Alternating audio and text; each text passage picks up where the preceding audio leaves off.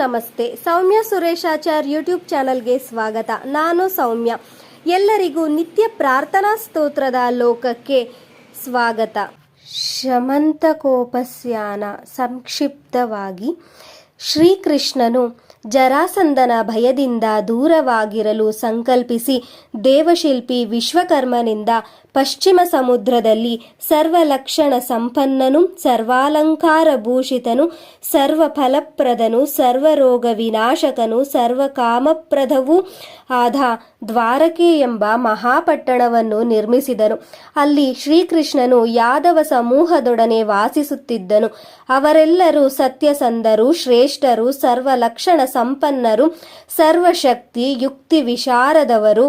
ಶ್ರೀಕೃಷ್ಣನಾದರೂ ಸಮಸ್ತರಿಂದಲೂ ಜಗತ್ಕರ್ತನೆಂದು ಪೂಜಿಸಲ್ಪಡುತ್ತಿದ್ದನು. ಯಾದವರ ಅರಸನಾದ ಉಗ್ರಸೇನನಿಗೆ ಸತ್ರಾಜಿತು, ಪ್ರಸೇನಜಿತುರೆಂಬ ಇಬ್ಬರು ಮಕ್ಕಳಿದ್ದರು. ಸತ್ರಾಜಿತನು ನಿರಶನ ವ್ರತದಿಂದ ಸೂರ್ಯನನ್ನು ಪ್ರಾರ್ಥಿಸಿ ಅವನ ಪ್ರಸಾದದಿಂದ ದಿನಕ್ಕೆ 8 ಮಣ ಬಂಗಾರವನ್ನು ಕೊಡುವ ಸ್ಯಮಂತಕ ರತ್ನವನ್ನು ಪಡೆದನು. ಆ ರತ್ನವನ್ನು ಕಂಠದಲ್ಲಿ ಧರಿಸಿ ದ್ವಾರಕಾ ನಗರಕ್ಕೆ ಬರುತ್ತಿದ್ದನು. ಶ್ರೀಕೃಷ್ಣನು ಆ ರತ್ನವನ್ನು ಕೇಳಿಯಾನೆಂಬ ಭಯದಿಂದ ಅದನ್ನು ತನ್ನ ತಮ್ಮನಾದ ಪ್ರಸೇನನಿಗೆ ಕೊಟ್ಟನು. ಹೀಗಿರಲು ಅವನ ತಮ್ಮನಾದ ಪ್ರಸೇನನು ಆ ರತ್ನವನ್ನು ಕತ್ತಿನಲ್ಲಿ ಕಟ್ಟಿಕೊಂಡು ಬೇಟೆಯಾಡಲು ಹೊರಟನು. ಆಗ ಒಂದು ಸಿಂಹವು ಪ್ರಸೇನನನ್ನು, ಅವನ ಕುದುರೆಯನ್ನು ಕೊಂದು ಆ ಮಣಿಯನ್ನು ತೆಗೆದುಕೊಂಡು ಹೋಯಿತು.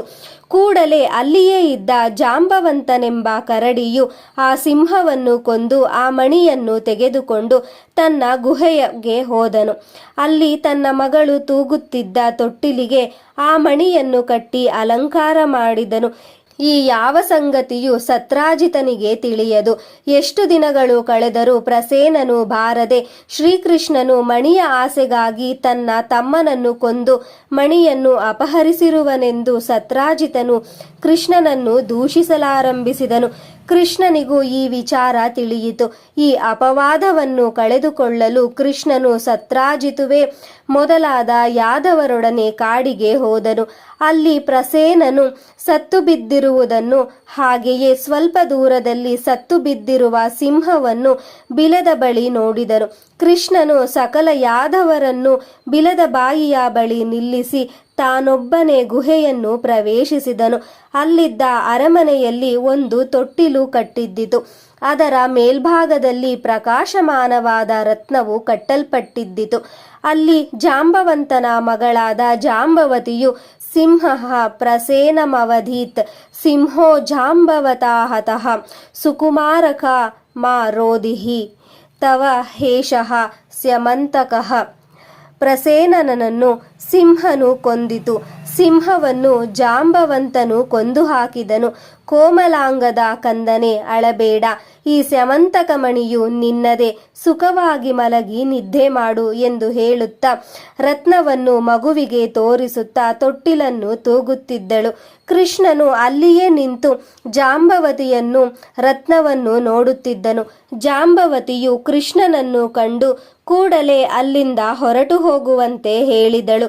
ಕೃಷ್ಣನು ನಕ್ಕು ತನ್ನ ಶಂಖವನ್ನು ಗಟ್ಟಿಯಾಗಿ ಊದಿದನು. ಕೂಡಲೇ ಜಾಂಬವಂತನು ಎದ್ದು ಬಂದನು. ಅವನಿಗೂ ಕೃಷ್ಣನಿಗೂ ಪರಸ್ಪರ 21 ದಿನ ಯುದ್ಧವಾಯಿತು.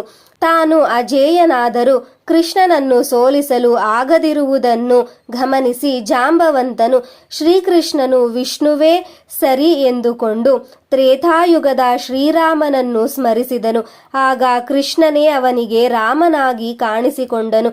ಜಾಂಬವಂತನು ಆ ಸ್ಯಮಂತಕ ಮಣಿಯನ್ನು, ಕನ್ಯಾಮಣಿಯಾದ ಜಾಂಬವತಿಯನ್ನು ಶ್ರೀಕೃಷ್ಣನಿಗೆ ಒಪ್ಪಿಸಿದನು. ಗುಹೆಯ ಬಾಗಿಲಲ್ಲಿ ಬಹಳ ಕಾಲವಿದ್ದು ಕೃಷ್ಣನು ಬಾರದಿರಲು ಯಾದವರೆಲ್ಲ ಪಟ್ಟಣಕ್ಕೆ ಹಿಂತಿರುಗಿದ್ದರು. ಆದ್ದರಿಂದ ಕೃಷ್ಣನು ಶಮಂತಕ ಮಣಿ ಮತ್ತು ಕನ್ಯಾಮಣಿಯೊಡನೆ ಪಟ್ಟಣಕ್ಕೆ ಹಿಂದಿರುಗಿ ಅವರಿಗೆ ಅಲ್ಲಿ ನಡೆದ ವಿಷಯವನ್ನೆಲ್ಲ ತಿಳಿಸಿದನು. ಎಲೆ ಯಾದವರಿರ, ಗಣಪತಿಯು ಚಂದ್ರನಿಗೆ ಶಾಪವನ್ನು ಕೊಟ್ಟಿದ್ದನು. ನಾನು ಭಾದ್ರಪದ ಶುದ್ಧ ಚತುರ್ಥಿಯ ದಿನ ಶಾಪಗ್ರಸ್ತನಾದ ಚಂದ್ರನನ್ನು ನೋಡಿದ್ದರಿಂದ ಅಪವಾದವು ತಪ್ಪಲಿಲ್ಲ. ಹೀಗೆ ಹೇಳಿ ಕೃಷ್ಣನು ತಾನು ತಂದಿದ್ದ ಸಮಂತಕ ರತ್ನವನ್ನು ಸತ್ರಾಜಿತುವಿಗೆ ಕೊಟ್ಟನು.